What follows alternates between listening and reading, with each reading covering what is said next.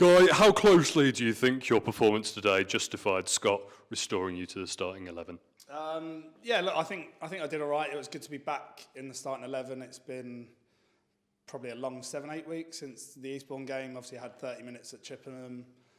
Had to miss the Welling game for circumstances out of my control with sort of things going on at home. But yeah, I think Scotty sort of prepped me, obviously, with the Eden situation. You know, he said, are you ready for it? And I knew it was against Farnborough. So yeah, I wanted to go and play against the old boys. And I think I did all right. I was blowing a bit at the end, but yeah, I think I did well. I think I did my job and yeah, wasn't involved in the goal. So yeah, hopefully, I did well with my performance. Well, it's interesting you say about the add-on situation because I was going to ask you about that. And how much was it down to that, and how much would it been that at some point over the coming weeks, whether that being today or maybe at Hornchurch on Saturday, that you'd have received some game time anyway? Yeah, I think so. Well, Scotty's been sort of teeing me up, saying, look, are you ready to get back in yet? And I think the minutes at Chippenham came probably a bit too early. Still felt a little twinge, but trained fully this week because I didn't have any training sessions before that game. But trained fully this week, got through it, felt good, and now it's just about building match fitness again. And yeah, look, the Eden situation. I mean, look, I don't know what goes on behind the scenes. It's petty to me, but that's out of our control, and that's for the people behind the scenes. But yeah, it was good to be back out there, to be honest. And yeah, I'll take the starts where I get them.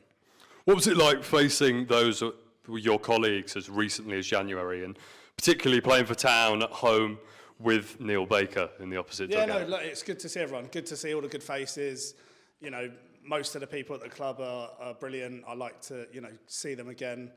It's always good to see them on the pitch. You can have a laugh, have the banter, and yeah, it was good to see some familiar faces. Didn't get to say bye to everyone, so it was nice to say bye to the people that gave me a warm welcome today. Obviously, there's a few people saying some stuff, which lets them down. But look, it is what it is. It's football. You get on with it, and yeah, it was good to see everyone. With the end-to-end affair that played out, how much would you say you and your teammates benefited from play becoming so spacious? Because there were some lovely touches out there from yourself. Yeah, there was a lot of space. The game sort of stretched, and I sort of said to a few of the boys, I said, look, let's not lose the game going too gung-ho. But David was on fire today.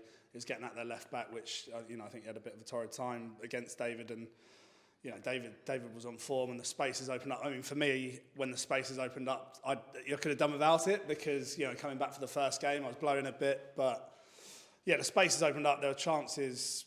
I think we dominated most of the game. I'd say. I know Pavey got in at the end where I think we lost the ball in the middle and they sort of slipped him through, but Charlie made a great save. But other than that, the goal was soft, which is frustrating. But I think in terms of territory possession, I'd say we were sort of on top for the majority of the game.